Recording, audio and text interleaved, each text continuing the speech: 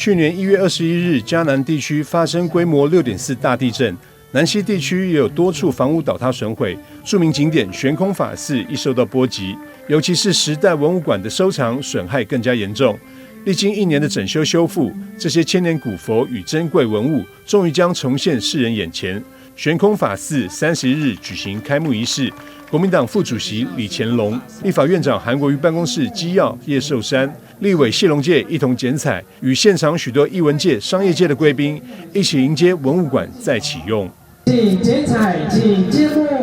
古佛大桃花，道盡眾生緣。這個典藏館呢，會當重新來開幕，是安怎叫做重新開幕？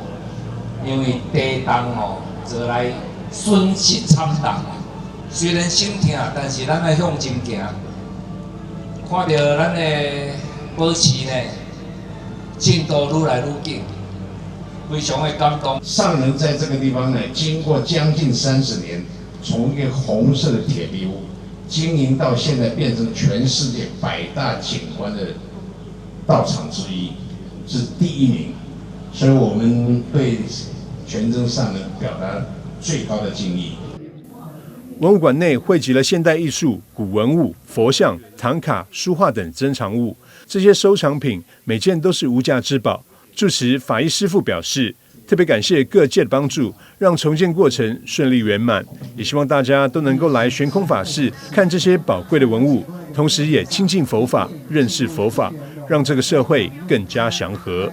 地震過後呢，諸佛菩薩的保佑，還有各界的關心，所以讓我們呢災後重建呢的過程當中，雖然困難，但是還是很順利的。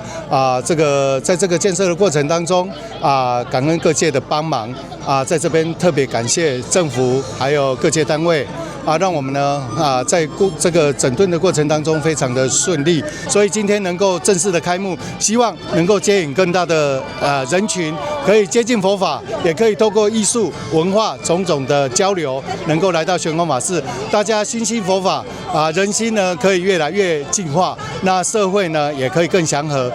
法醫法師指出，懸空法寺自民國91年起建，開山方丈全真上人以人文、物文、藝文3種文化與佛法結合，度化眾生。來自十方信眾捐贈給廟方的千年古佛、菩薩、18羅漢等，有10顆木雕以及雕像及佛手，十分珍貴。另外，廟方有舉辦2026金馬行空祈福行春親子遊活動，期間自2月17至2月21，歡迎大家來懸空法寺行春，還有限量的平安幣與民眾結緣，讓諸佛菩薩祈福，為身心靈注入正能量。